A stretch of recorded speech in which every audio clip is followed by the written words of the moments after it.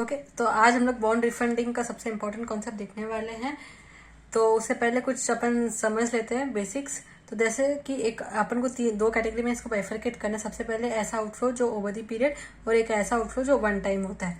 तो जैसे अपन के पास हो गया coupon, call premium, overlapping interest. I know call premium के लिए तुम बोलोगे कि आके ओवर दी पीरियड कैसे हो, वो मैं बाद में समझाती हूँ। बाकी दूसरा एक तरह का कैश फ्लो हो गया, that is floating cost and discounting cost. ठीक है, अब और इससे जो इन्फ्लोज अपन का जो इसमें बॉन्ड रिफंडिंग में होता है basically is nothing but the tax savings जो अपन को ओवर द पीरियड ही होता है। ठीक है, तो ये इसको अपन ने क्राइटेरिया ए दिया है, इसको क्राइटेरिया बी दिया है। ठीक है, अब इसको आके एग्जाम्पल के मदद से समझते हैं। तो अब जैसे मेरी इनकम 0 है, एक्सपेंस 100, ठीक है, तो नेट लॉस आके मेरा 100, उस पर टैक्स सेविंग हुआ 30, तो 70 रुपीज़ आया। तो मेरे को फिर से अगले साल फिर से कूपन मिलेगा। ठीक है, फिर उसके अगेंस्ट मेरे को टैक्स सेविंग 70, तो ऐसे करके मेरे को नेट 70 है जो मेरे को आके एक्चुअल में लॉस मैं दिखा रही हूँ।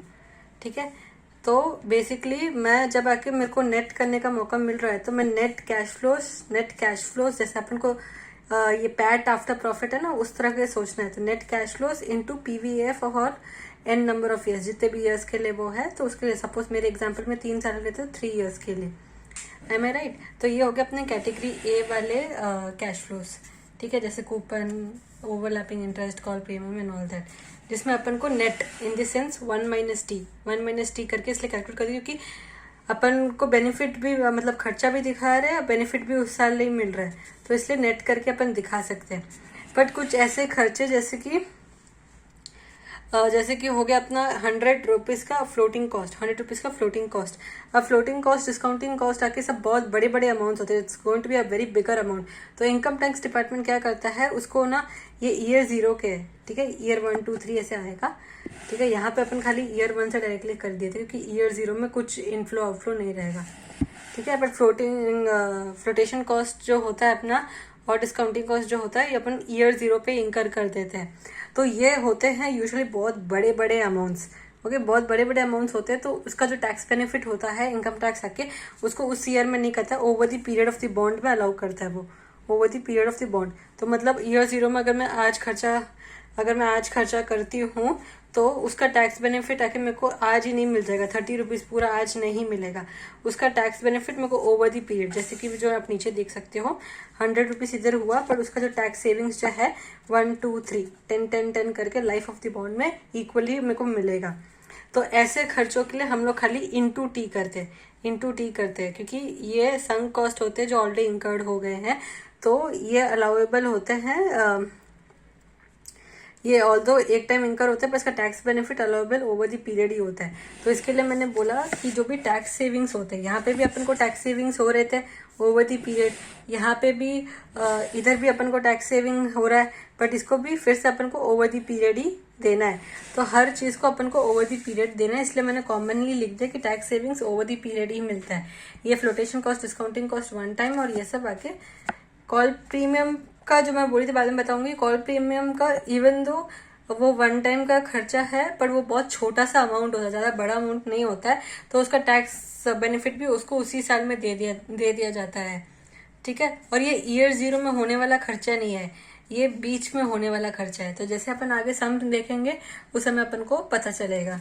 ठीक है, तो क्वेश्चन की तरफ बढ़ते हैं।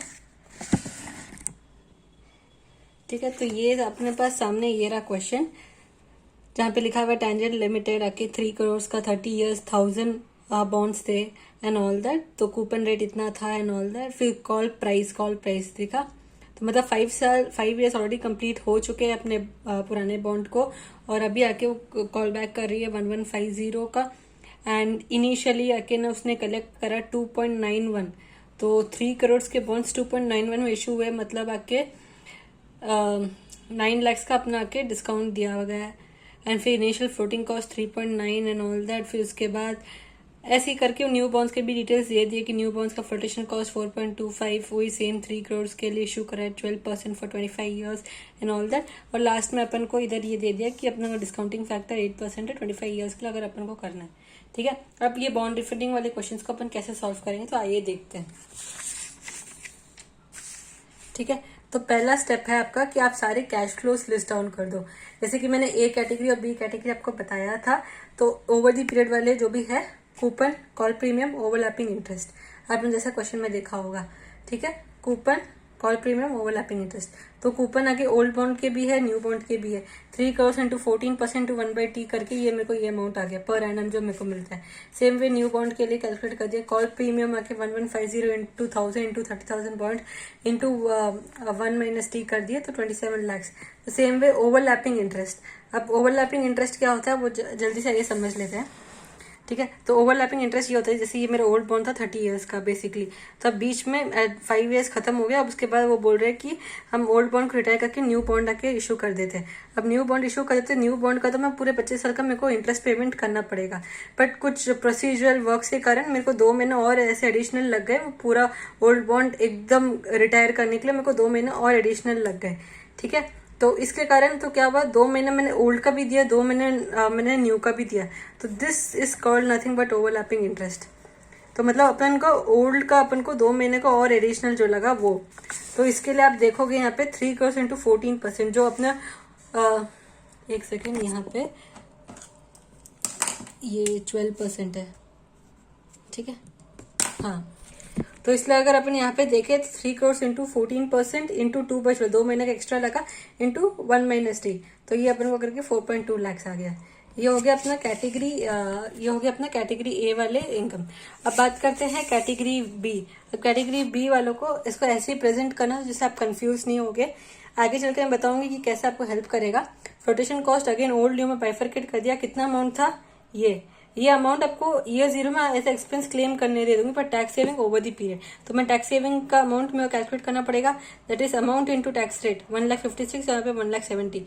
कितना लाइफ है बॉन्ड का, ओल्ड बॉन्ड का 30 ईयर्स था, न्यू बॉन्ड का 25 ईयर्स था, ठीक है। तो पर एनम मेरे को टैक्स सेविंग कितना हुआ, 5,200, 6,800। सेम चीज डिस्काउंटिंग कॉस्ट के लिए भी करना, दैट इज 9 लाख का टैक्स रेट से मल्टीप्लाई करूंगे तो 3,60,000, और उसका लाइफ आके 30 ईयर्स है तो 12,000 पर एनम मेरे को सेविंग्स आके मिल जाएगी, ठीक है। तो अब आके इस क्वेश्चन को सॉल्व करने के लिए 2 ऑप्शंस देखने हैं कि अपन को बॉन्ड को रिटायर करना चाहिए या नहीं करना चाहिए। तो पहला ऑप्शन लेते हैं कि अगर अपन बॉन्ड को रिटायर नहीं करते, ओल्ड बॉन्ड्स को ऐसे ही रिटेन रखते हैं, ठीक है, तो उस समय क्या क्या कैश फ्लोज हो सकते हैं। तो इस चीज को ध्यान रखते हुए रखना का पहला ऑप्शन जो अपना है कि अपन रिटेन कर रहे हैं ओल्ड बॉन्ड्स को, तो ये जो भी मैंने कैश फ्लोज आपको लिखा है, तो कूपन मेरे को मिल जाएगा ओल्ड बॉन्ड्स का, न्यू बॉन्ड का मेरे को ओल्ड के लिए नहीं मिलेगा। कॉल प्रीमियम भी तब होएगा जब न्यू बॉन्ड इशू करेंगे, ओवरलैपिंग भी तब होएगा जब न्यू बॉन्ड इशू होता है, तो ये दोनों कैश फ्लोस नहीं आएंगे। फ्लोटेशन कॉस्ट ओल्ड वाले का आ जाएगा, टैक्स सेविंग्स भी ओल्ड वाले का हो जाएगा, डिस्काउंट कॉस्ट ये ओल्ड वाले का है तो ये ओल्ड वाले का ये आ जाएगा, ये न्यू वाले का ये नहीं आएगा। तो ये अपने कैश फ्लोस है। ये समझ में आ गया क्या क्या आएगा। तो अब इसकी वर्किंग्स देख लेते हैं। तो जैसे कि आप यहाँ पे देख सकते हो कि कूपन आके ओल्ड बॉन्ड्स को 25.20, तो मैं यहाँ पे बाइफरकेट कर दी, ठीक है, पार्ट ए पार्ट बी, ठीक है। 25.20 जिसको ऐसे समझ लो कि आपका कैश फ्लो हो रहा है, cash flow per annum into PVF, अपन आके 25 ईयर्स के लिए अपन को ये कमाएंगे, और तो इंटू वो डिस्काउंटिंग फैक्टर मल्टीप्लाई कर दिया तो मेरे को 269.01 आ गया। ये क्लियर। अब आके ये वन टाइम वाले उस पर जाते, that is are part B, ठीक है। तो अब इसमें जाते हैं कि फ्लोटेशन कॉस्ट आके अलॉटेड एट ईयर 0 इटसेल्फ, मतलब इन द सेंस ये जो 3,90,000 था जब ईयर 0 था, जब मैंने बॉन्ड इशू करा था उसी समय मैंने ये खर्चा क्लेम कर लिया होगा, ठीक है। तो अभी ये खाली 1,56,000 over the period of 30,000 that is 5,200 मेरे को क्लेम करना बाकी रहेगा। तो कैसा होएगा, फ्लोटेशन कॉस्ट ईयर 0 में क्लेम हो गया इसलिए 0, tax saving that is 5,200 per annum, just like cash flow समझ लो, cash flow per annum into PVF करके मल्टीप्लाई करोगे तो ये अमाउंट आ जाएगा। तो सेम कॉन्सेप्ट डिस्काउंटिंग कॉस्ट के लिए ही है कि ईयर 0 में आपने क्लेम कर लिया होगा और फिर लेस टैक्स बेनिफिट कर दो उसमें से इतना, तो टोटल आपको इतना अमाउंट आ रहा है। इन दोनों को अगर आप नेट करते हो तो आपका ये नेट आउटफ्लो ऐसे नेट ये आपको 267.1739 लाख का आपको पड़ेगा। तो दिस इज आवर ऑप्शन 1, ठीक है। अब बात करते हैं अपन ऑप्शन नंबर 2 की। अब ऑप्शन नंबर 2 में कैसा होता है कि अपन इशू कर रहे हैं न्यू बॉन्ड्स, रिटायर कर रहे हैं ओल्ड बॉन्ड्स, ठीक है। तो अब फिर से अपन कैश फ्लो की टेबल अपन देख लेते हैं। तो कैश फ्लो की टेबल में देखो कूपन आएगा, ओल्ड वाला नहीं आएगा बट न्यू वाला आएगा। कॉल प्रीमियम आएगा क्योंकि ओल्ड बॉन्ड को रिटायर करने के लिए अपन आके न्यू बॉन्ड इशू कर रहे हैं। फिर ओवरलैपिंग इंटरेस्ट वो भी आएगा जरूर, क्योंकि ये वाला सिनेरियो हो गया ना, ओल्ड भी है न्यू भी है, दोनों का इंटरेस्ट देना पड़ा, तो ओवरलैपिंग इंटरेस्ट भी आएगा। फ्लोटेशन कॉस्ट ओल्ड का नहीं आएगा, न्यू का आएगा, 6800 वाला आएगा। और डिस्काउंटिंग कॉस्ट ये ओल्ड वाले का था तो ये वाला आएगा ही नहीं, ठीक है। तो अब कैश फ्लो समझ लेते हैं। तो पहला वाला है अपना कूपन, दैट इज 21.60, ठीक है। तो कूपन अपना है 21.60, ये पर एनम का है, ये अपन को 25 ईयर्स के लिए मिलता रहेगा, इसलिए अपन आके इसको डिस्काउंटिंग फैक्टर पीवीएफ से मल्टीप्लाई कर दिया, दैट इज 10.675, उससे मल्टीप्लाई कर दिया 230.58 आ गया।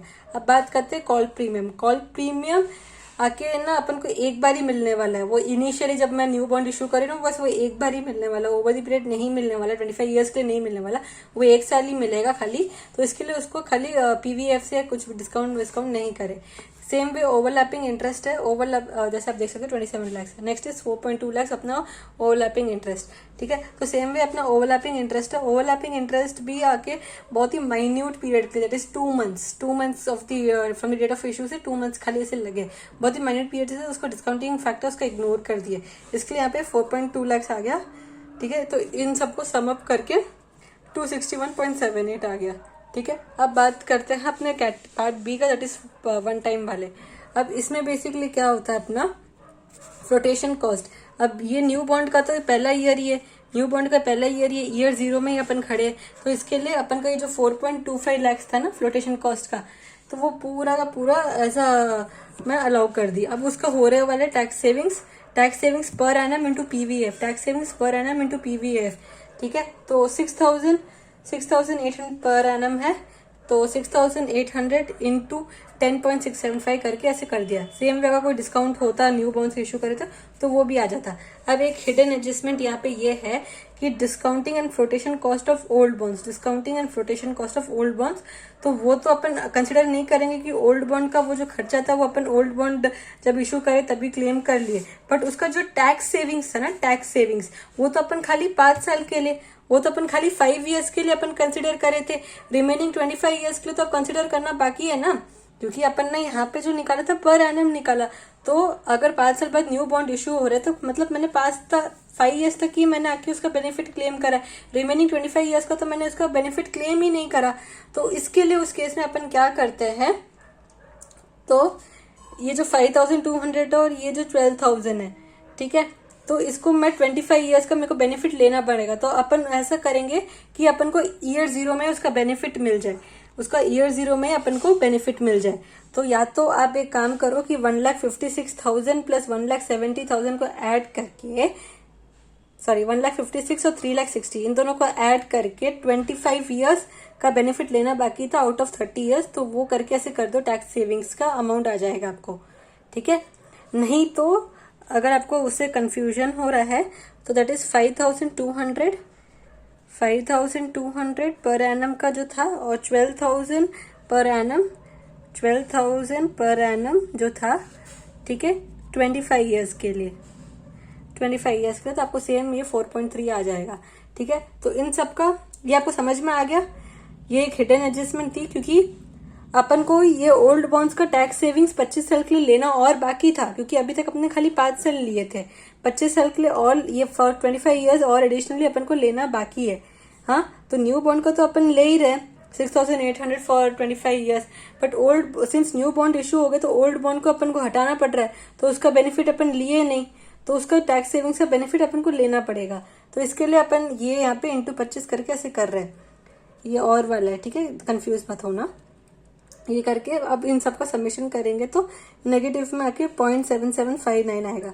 इन दोनों को नेट ऑफ करोगे तो 261.0041 लाख आता है, ठीक है। अब आप ऑप्शन 1 देखोगे ना, ऑप्शन 1 में आपका 267 का खर्चा पड़ रहा था, बट ऑप्शन 2 में आपका 261 का खर्चा पड़ रहा था। अब कौन सा कम है? 261 कम है, तो न्यू बॉन्ड्स इश्यू करना ज्यादा बेटर है या ओल्ड बॉन्ड? New bond. तो अपन को कितने की सेविंग्स हो रही है, इन दोनों अमाउंट्स को माइनस करेंगे तो 6.16.9801 आ जाएगा। तो this is with regards to आपका बॉन्ड रिफंडिंग। तो एक बार आप देख लीजिए अच्छे से, दिस इज ऑप्शन 2, ठीक है। अगर किसी को अगर स्क्रीनशॉट लेना हो तो ऑप्शन 2, दिस इज ऑप्शन 1, ठीक है। और this is the list of cash flows जो आप लिखोगे, और ये आपका अंडरस्टैंडिंग वाला कॉन्सेप्ट, ठीक है।